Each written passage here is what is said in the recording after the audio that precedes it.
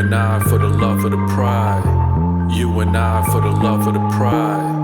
You and I for the love of the pride. All ready to ride for the love of the pride. It's a vibe though, blessed with survival. Get ready for the love, it's the pride of Kyro. You and I in our family ties. All ready to ride for the love of the pride. It's a vibe though, blessed with survival. Get ready for the love, it's the pride of Kyro. You and I in our family ties. All ready to ride for the love of the pride. I don't want any negative things to stick to the Carter name. All ready to ride for the love of the pride.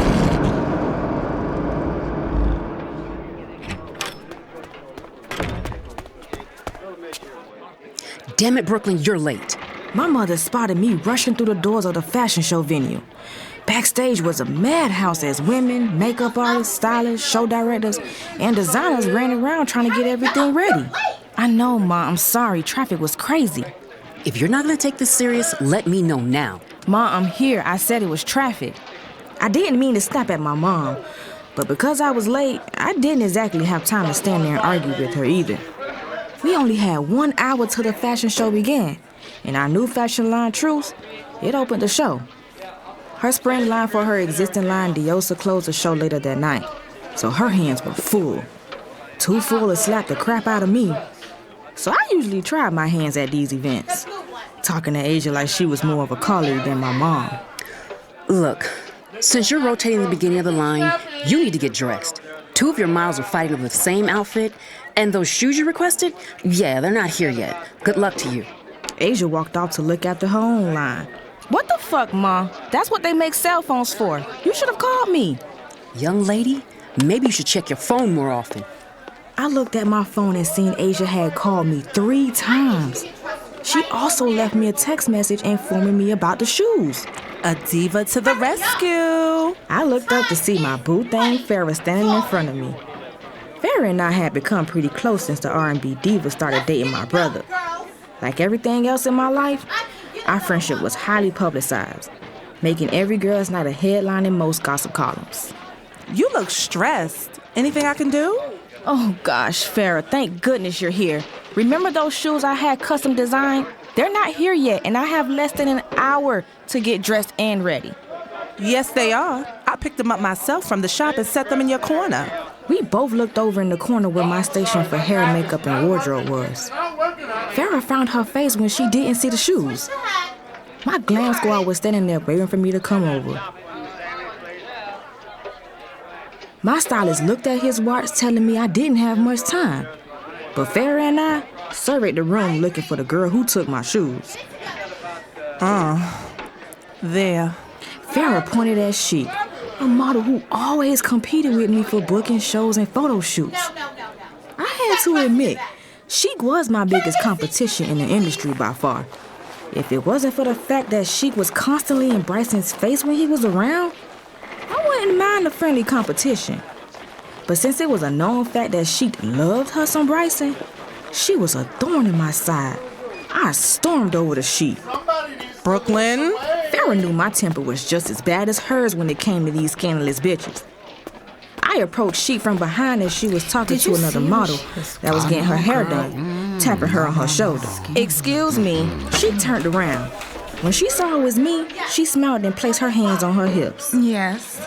Yes, nothing. You have my shoes on. Oh, these things? She began modeling my blue wedges with the heel covered in crushed yellow diamonds. Yeah, those things. Give me my shoes now, Chic. Chic gon' place an innocent look on her face. She stepped out the wedges and gon' hand them to me. Here, I was just trying them on. No need to get hasty about it. What? You wanted to see what it was like being me? I snatched my shoes out of Chic's hand. She laughed at my comment, then gon' lean into my ear.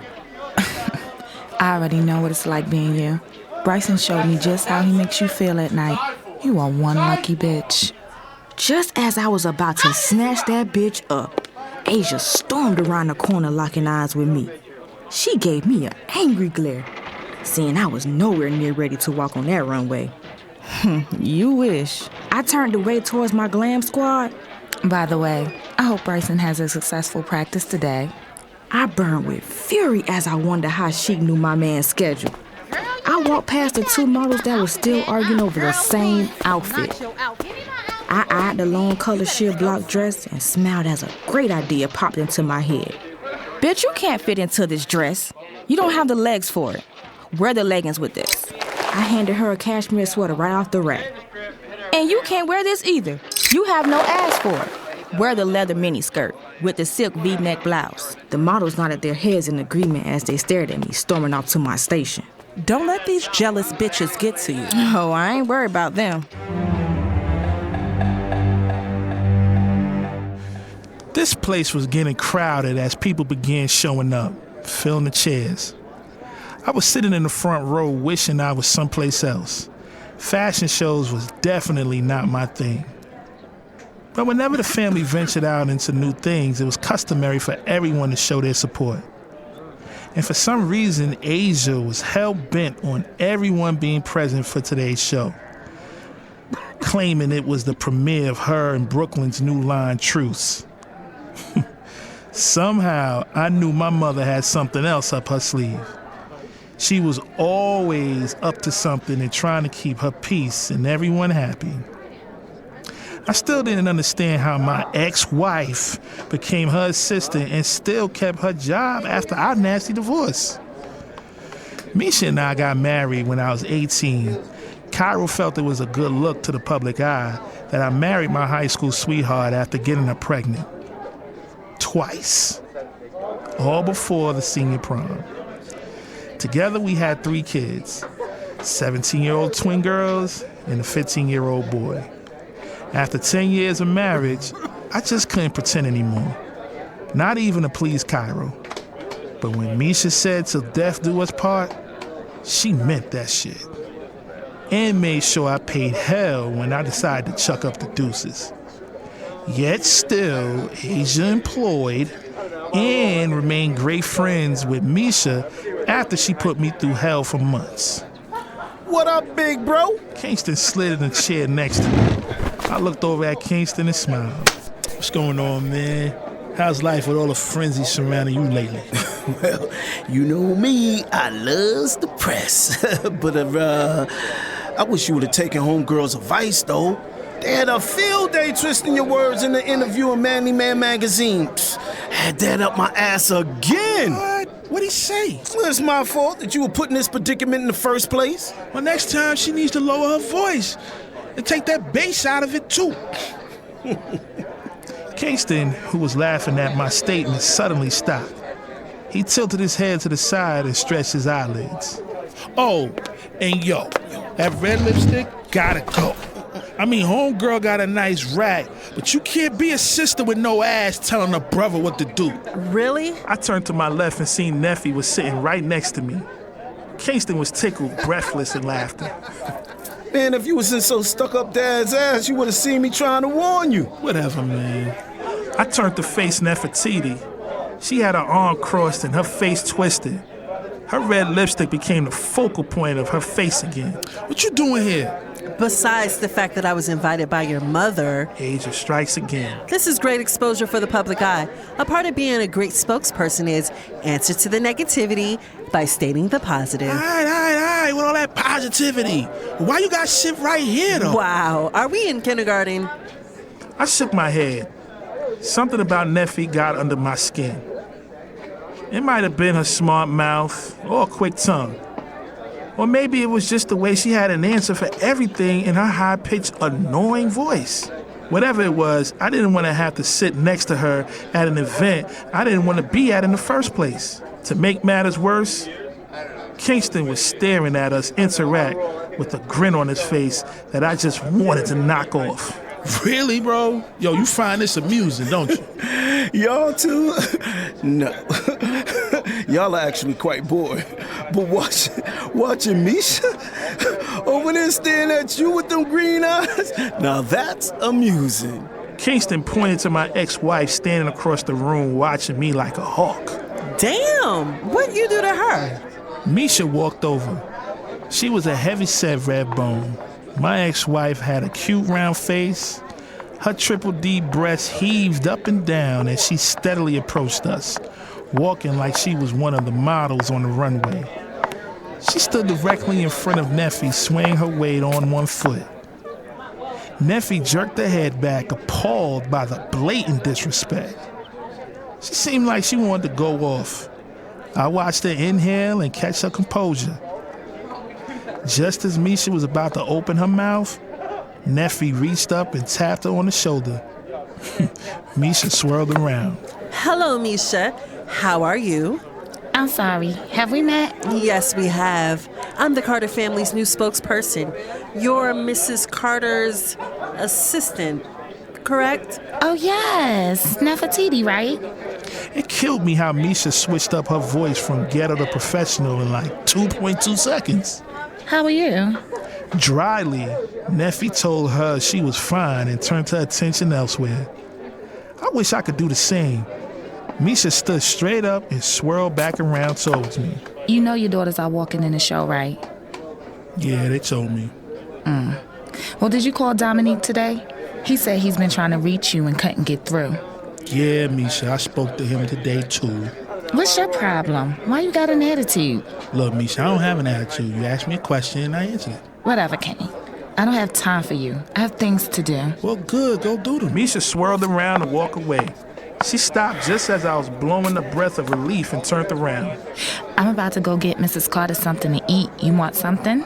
Kingston almost fell out of his chair in laughter. As a result of Kingston's laughter, I began to laugh too. Sometimes we wondered if Misha was bipolar. I mean, one minute she was fussing me out, the next minute she was catering to my needs. Her neurotic behavior drove me crazy. No, Misha, I'm good, thank you. Okay, Pooh Bear, just checking. Wow. Now I see why you have a bad attitude all the time. I frowned my face, turning to face Neffi. I don't have a bad attitude all the time, only when you around. Oh, well, then I feel very sorry for you. Sorry for me? What you feel sorry for me for? Because I'm going to be around a lot. And if you want to give me that much control over you, I'll be sure to use it. Look, check this out. You must not want your job. Now, I let you slide for the first time you got smart with me, but you really pushing your luck right now. Is that a threat? No, more like a verbal warning. Just as I was about to tell this girl a thing or two, London and Karon appeared in front of us. Karon gave me £1 before taking a seat next to Kingston. London asked Nefertiti if she didn't mind scooting over so that she could sit next to me. London and I were the oldest two children. We knew each other the best, so I'm sure she could tell things were not going well with Neffi and I as she approached us. Neffi moved over, hopefully knowing her next statement would probably cost her her job. Thank you. Why do you always have to act like a grizzly bear when you're truly a big old teddy bear? Lights to the venue dimmed. Smoke began to seep out the smoke machines. Colorful strobe lights flashed, making the audience anticipate a good show. Only you get that side of me, sis. Everyone else gets whatever I give them. And her? Oh, it's training day for her.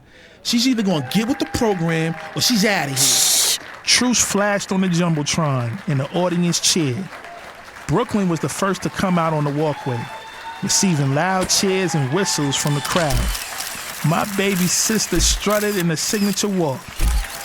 My daughters were right behind her, making London a cheerleader for the three of them in the front seat. On Brooklyn's last rotation on the runway, she rocked this long sheer dress that flared out of the bottom. It was a wonder how she didn't trip in that thing. Oh, that is beautiful. I need that in my closet. Well, you're not going anywhere in it. Of course I'm not. Then who will bail you out of jail, little one? Brooklyn was making her way back, passing models, walking to the end of the runway. The model was about to pass her as Brooklyn grabbed her dress where it opened at the thighs and swung it from left to right. She swung it right in front of the model as she was about to take a step forward. The model must have not been paying attention because she stepped right on it and slipped. London slapped her hand over her mouth as we all watched her try to catch her balance. The audience grumbled in shock. Unfortunately, the bombshell fell right on her face. Brooklyn didn't even stop to look at what she caused. I could have sworn I seen a smile on my sister's face as the sound of the girl falling echoed throughout the venue. What the hell? I never saw any shit like that in my life. Oh my gosh. Brooklyn is such a terror. No, you don't think she did it on purpose, do you? Two things I know very well: the law and my siblings. All the models came back on the stage at once. Great. This is over. I could go now. Oh, chill out and relax. Jeez. London pulled me back to my seat. Asia and Brooklyn came out holding hands. The crowd stood for the two designers cheering and whistling. A stage manager passed Asia a microphone. She waited until everyone was seated before speaking. Hello, everyone, and thank you for coming out today. As some of you know, this is my daughter, the beautiful Brooklyn Carter. She designed many of the pieces you have seen today, and I'm very proud to stand next to her this evening. Asia reached over and gave Brooklyn a kiss. The crowd cheered. She was upset today because her boyfriend, Bryson Patterson, was not able to make it to see her debut her new fashion line. Mom! Yo, what is she doing? You know it, Asia, you never know. What she doesn't know is Bryson is actually here and has seen everything. What? Brooklyn began looking around for him. A spotlight came on, shining in the middle of the room. Bryson stood up and began walking to the stage. Another spotlight came on at the end of the stage, and Kyro came out of the back, walking to the runway to his wife and daughter. What is going on? Yo, for real, we was all confused. Somehow, I knew by the time this was over, I was going to be pissed. Bryson took the microphone from Asia and began to speak. I hated this guy's guts and really didn't want to hear anything he had to say. Mr. Carter, your daughter is the light of my life. She makes me happy and whole. May I have your blessings in asking her for her hand in marriage? The audience stood and cheered. Asia began to cry. Brooklyn, who glared at Bryson with so much anger when she first seen him, was now in complete shock. She popped her hand over her mouth when she heard Bryson's question to Kyro. Oh, wow. Asia must be stopped. Yo, what is she doing? What are you guys talking about?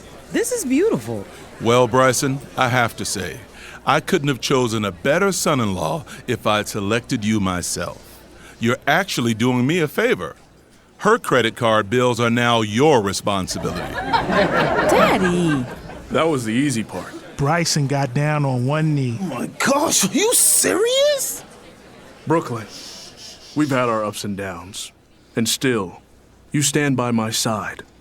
I could talk to you about anything. You are truly my best friend. My life wouldn't be complete if you weren't in it. Would you do me the honor of being my wife? Brooklyn stood there, still holding her hand over her mouth. Tears were streaming down her face. The sound of someone clearing their throat made her turn in the direction of the noise. The bombshell was still standing on the runway with the rest of the models. I could see the steam coming from her head as she looked at the couple with envious eyes. Okay, so my sister did trip her on purpose. But putting two and two together, I now know why. And it was the same reason I did not like Bryson. Yes, of course I'll marry you. The crowd cheered and clapped. Media began snapping pictures of the lovely couple and the proud parents. They crowded the stage for exclusive interviews. Oh, hell! Man, I gotta get out of here. Man, I got up and walked towards the exit with Kingston right behind me. The media frenzy was too much. Even though my sister seemed delighted at the proposal, I did not share the same happiness whatsoever. The whole entire day was one big annoyance, and the thought of Bryson becoming part of the family topped the cake. As soon as I reached the back exit and opened the door, a microphone was shoved in my face. Before I could respond to the reporter's question on my feelings towards my sister's proposal, Neffi snatched the microphone. The Carter family is very excited about Brooklyn's engagement. They wish the happy couple the best. I don't need you to talk for me. That's my job. Like you so matter-of-factly put it, that is your job for my father. I don't need a publicist. I could do it myself. I grabbed the microphone from a random reporter who had it shoved in my face. Let me tell you something. What I think of my sister's engagement is that Bryson doesn't deserve the tissue she wipes her ass with, let alone her hand in marriage. I handed the reporter back his mic and glared at Neffi. Satisfied, I was able to piss her off and tell the truth. Man, I had enough with the events of the whole entire day and was ready to go home. Why, you are the most egotistical, stubborn jackass I have ever come in contact with. Neffi shouted while reporters screamed for me to elaborate on my comment. I smiled at her, then ran my way through the crowd. Kingston followed. Laughing his way past the media, Neffi followed. Yes! For once it's not me. Can't wait to see what Dad's gonna say about this. When the words left Kingston's mouth, one of the back doors to the venue opened. Mara rolled out of it onto the sidewalk with her clothes torn and a bloody lip. Farrah came storming out after her. Bitch, you got one more time for me to see a photo with you and my man together, and it's curtains for your ass. Whoa. Farrah looked up and seen Kingston standing there with his mouth open. Seemed like nobody else was there to hear her but Kingston, as she turned beet red. Paparazzi snapped pictures of her storming towards him. I'm gonna kill you! The media swarmed to the back of the venue as Farrah's bodyguards picked her up and threw her in the truck. Kingston, are you cheating on R&B diva Farrah Wright? Just get in the car. Kingston's drivers pulled around back. Kingston Carter, Farrah Wright are no longer together.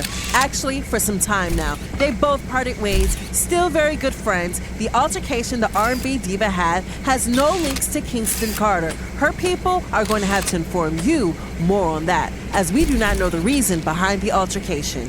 Nefertiti spoke into many mics before breezing past him. She jumped into the car with Kingston and me, not having anywhere else to go that was clear to media. Kingston's cell phone rang 2 seconds after the car pulled off. Fuck, Dad! He ignored the call. My phone rang after. Don't answer it. And how that's gonna look. I pressed the talk button on my cell. A roar could be heard through the phone. Man, I said nothing. A few moments later, I hung up the phone. Well, what do you say? Family meeting. Well, that's what y'all calling the Kingston roast nowadays? Family meeting? Overwhelming. This family is overwhelming. My most challenging clients thus far. Between Kingston Wild Ways, Kane's determination to do the opposite of anything I suggest, and Brooklyn's high-profile dysfunctional relationship, at this moment, I'm just feeling overwhelmed. As I walked into Mr. Carter's home with Farrah on my heels, she was going off on me about the comment I made to the press that her and Kingston were no longer together, when she practically threw a model out the back door. You made me look like an idiot in front of my fans. There's no way my publicist is gonna be able to make a rebuttal that's gonna make sense. Now, when Kingston and I are seen in public, it's gonna be a huge frenzy. Fed up with her blaming me for her neurotic behavior, I whipped around so fast it startled the R&B diva. Enough! I didn't make you look like an idiot. You made yourself look like an idiot, fighting over a man like you're in high school. Now that may be cool up against a frail-ass model, but one day you're gonna run into a real street bitch that's gonna botch that pretty little face of yours all up. I guess she wasn't used to people talking to her that way because she inhaled my words like she was in a state of shock. And another thing, what I'm not going to do is cover up your childish antics, leaving my clients looking crazy. My clients are my priority. I whipped my business card out. However, if you choose to find yourself a new spokesperson who is never lost for words, I can easily spin a story on how you and Kingston got back together. He was very supportive after your fight that broke out, making you both realize how much in love you really are. Farrah snatched the card. She smiled at me, and I could see her eyes light up thinking how her fans would eat up that story I just made up. Her smile instantly disappeared, and before I even turned around, I felt Kyro's presence. Farrah attempted to slide turn around and walk out the door. Since I've been around, I noticed Kyro treated Farrah like one of his kids too. So I'm guessing she knew she was in trouble when he appeared in the foyer. Farrah, you get back here, young lady. The bass in that man's voice sent chills down my spine. I turned around to face him the same time Farrah did. Both of us stood there looking like little girls getting in trouble with their father, instead of the successful grown women that we were. Farrah, how many times do I have to warn you about your temper? This was Brooklyn's moment, and you stole it with you and Kingston's high school drama. I truly apologize for today, sir. An apology is not enough this time. I think it's time for you and Kingston to call it a day. With all due respect, sir, I don't think that's your call. I'm telling you it is. When it comes to this family, I can make whatever call I please. Farrah was about to say something when Kingston and Kane walked in. Hey, what's going on in here? Kyro was about to speak when Brooklyn came rushing out the living room into the foyer. She had the look of hell on her face as she charged right up to Kane. Brooklyn pushed him right in the chest with all her might. Kane didn't even move. That man was solid on his feet. You ruined what was supposed to be one of the best days of my life! I'm sorry, sis. I had to speak the truth. And who made you judge and jury? It's my life, and a little public support from my own brother wouldn't have killed you. Did I say anything when you impregnated the craziest bitch on the face of the earth and married her? Really, Brooklyn? Yo, I was a teenager. You're a grown woman about to make the dumbest mistake of your life. If I didn't know it before, I know it now. Kane, he is the biggest jackass I have ever met in my whole life. To say what he just said to a woman who was just proposed to was truly beyond me. Kiss my ass. Brooklyn! Brooklyn? What about Kane? You act like he can do no wrong. If that were Kingston, you would have his head on a platter by now. Brooklyn seemed like she was near tears, an emotion that would have softened any father, but not Kyro. From his facial expression, Brooklyn just pissed him off. Young lady, I think you need to mind your tone when you're addressing me. Furthermore, I will deal with my children how I see fit. Now, I think you need to take your little self in the living room with your mother before it's your head that's on the chopping block. Like a 12-year-old, Brooklyn stormed into the living room, leaving Kane quite satisfied that his bratty little sister just got in trouble. It was clear that even though each of Kyro's children was highly successful, he still had their hooks in all of them. Dad, I'm sorry about... Not right now, son. I need you all in the living room. I have something important to tell you. They all began to walk towards the living room. I stood there, trying to collect my thoughts. Just as I thought I was going to get a few seconds alone, Kingston stopped short. Dad, I also wanted to... Kingston, didn't I say not now? The world does not revolve around you and your desperate need for attention. You and Farrah already ruined Brooklyn's day. May we please attempt to salvage what's left of it? Kyro didn't even wait for a reply before walking in the living room. He left Kingston there stuck on stupid, while Kane attempted to hold back his laughter. What the... Yo, did you see that? I'm always the bad guy with this dude. Bro, you heard him say not now. Why'd you even try it? It's like you like getting yelled at. Kane walked off. Kingston followed. Moments later, I walked into the living room ready to see how Kyro's family took the news of what he had to tell them. Family, I asked you all here today to share some important news. More important than Brooklyn's engagement? Miss Carter, she seemed like she was reminding her husband that it wasn't his day either. As she sat on the couch next to her two daughters, Kyro shot his wife this stern look for interrupting him.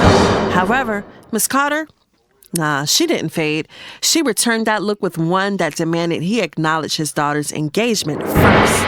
Brooklyn, congratulations on your engagement today. Thank you, Daddy. As I was saying, I wanted to share this with you all first before I announce it publicly. I'm running for city council. I've decided to run for city council. I'm announcing my candidacy sometime next week. I just wanted you all to hear it from me first. And when the hell were you going to discuss this with me? Asia, I told you I was interested in getting into politics. I think this is a great way to get my feet wet. This isn't one of your business ventures, Kyro. You should have discussed this with me first. I am your wife. The family looked very uncomfortable watching their parents begin to argue, almost like they wanted to get up to leave. Dad, What is this about? Like, you are one of the richest men in Atlanta. Why this? Why now? Kingston, this isn't about money. I think I could really bring some change to the urban communities. This isn't about money. Everything with you is about money. Enough! I've made up my mind. I thought you all would be excited for me. Either way, I'm running. With that being said, Kyro stormed off the stairs. Asia followed. I'm sure their argument was going to continue to their bedroom.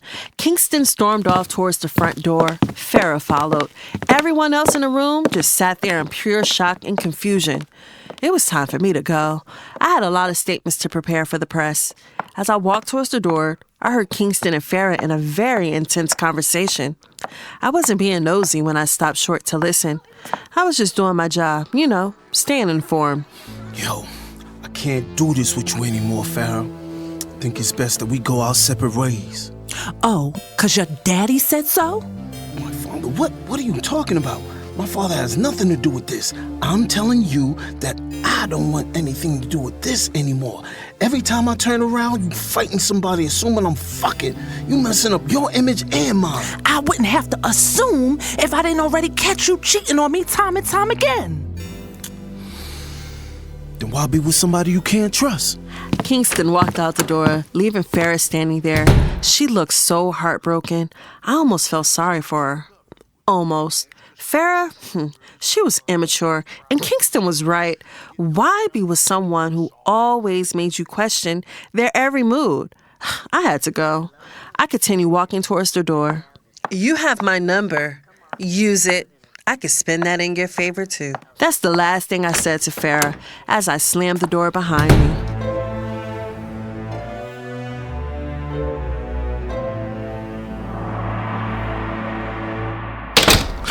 As soon as I heard him come out his room, I hopped off my bed to meet him in the hallway. I had been listening to my mother and him argue all morning about his decision to run for city council, without even telling her. I was hoping he was so irritated he would just agree to my request. Dad! What is it, Karon? Jeez, I just wanted to say good morning. My father stopped in his tracks and turned to look at me. Good morning. Now, is there a reason why you stayed here last night and not at the dorm I'm paying good money for? Great question. That's what I wanted to talk to you about. My dad turned back around and continued down the hallway to the steps. I trailed right behind him. I was on a mission. I knew it was something. It's always something with you kids. Dad, please, just hear me out. I just wanted to know your thoughts on me getting an apartment. I think it's a great idea. Who's paying for it? Dad, come on. I don't have a job. You told me to focus on school. My dad stopped right as he got to the bottom of the stairs. He turned back to look at me because I was right on his heels as he came down the stairs. I put my hands up and backed away to give him some space. As soon as he started walking, so did I. The answer is no. Look, you want me to pay for an apartment after I just shelled out an entire year's worth of dorm fees. How about this? You pay for it yourself, and you pay back my money for those dorm fees. Oh my God, Dad. You know I can't afford that. Then I guess you will be staying on campus this year. I was about to object when he cut me off. Final answer. And do not go behind my back and ask your sisters and brothers like you did with that stupid car outside. This time, I will have heads on the chopping block. Oh my God. I knew this conversation was dead. So I grabbed my book bag and stormed out the door to my stupid car, which happened to be a BMW convertible. I get from Kingston and Brooklyn. I zoomed down the highway, headed to class.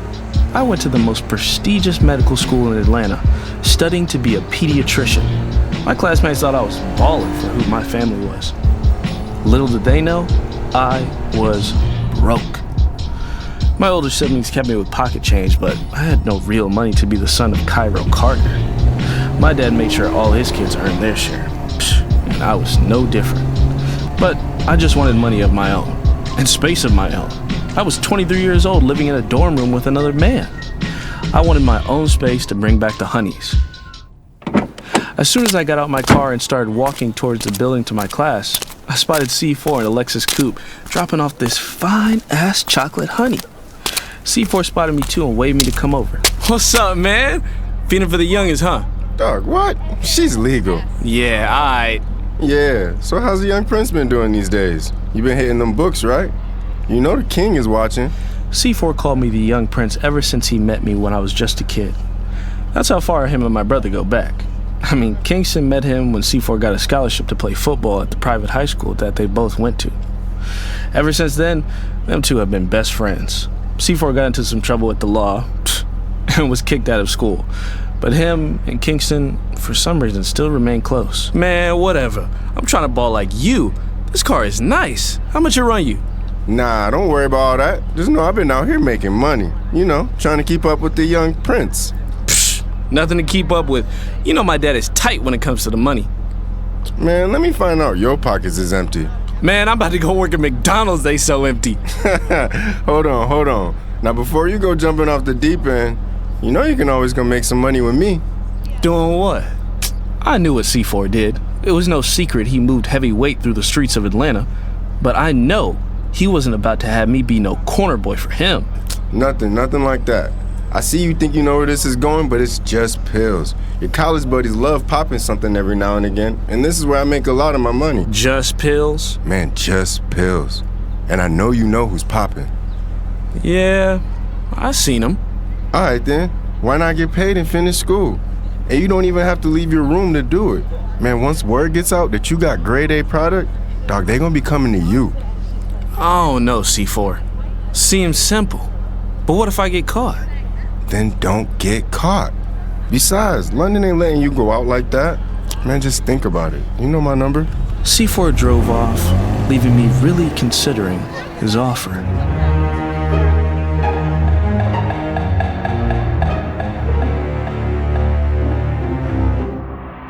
The Pride of Kyro was written by Ejanai Kamal, produced and directed by Ejanai Kamal and Hanif Wynn. Kyro Carter was played by Jeremiah Blunt. Asia Carter was played by Courtney Jones. Kane Carter was played by Hanif Wynn. London Carter was played by LaToya Ransom. Kingston Carter was played by Jocelyn Frazier. Brooklyn Carter was played by Raven Noble. Karon Carter was played by Zodu Mogs. Captain Sheba was played by Dwayne Bradshaw. Wes Hughes was played by Nick Meyer. Nefertiti Allen was played by Siv Jones. C4 was played by DeJuan Williams. Farrah Wright was played by Taisha Shufa. Bryson Patterson was played by Zodu Mogs. Additional background vocals provided by Khalil Laporta and Christian Guillermo. For the Love of the Pride of Kyro was written by Joseph Buchanan. The Pride of Kyro was recorded at Patchwork Studios in Atlanta, Georgia. Sound design for The Pride of Kyro was done by Christian Guillermo. The Pride of Kyro was mixed and mastered by Christian Guillermo from a Shiesty Major. Promotional visuals was provided by Fame of Plan B Marketing. Additional vocals provided by Luther Banks. The Pride of Kyro is streamed on all podcast platforms. Please subscribe and leave us a review. Follow us on all social media at The Pride of Kyro. Follow us on Patreon to receive all exclusive content and early bird access to new episodes. We appreciate all y'all support. Catch us on the next episode. Peace.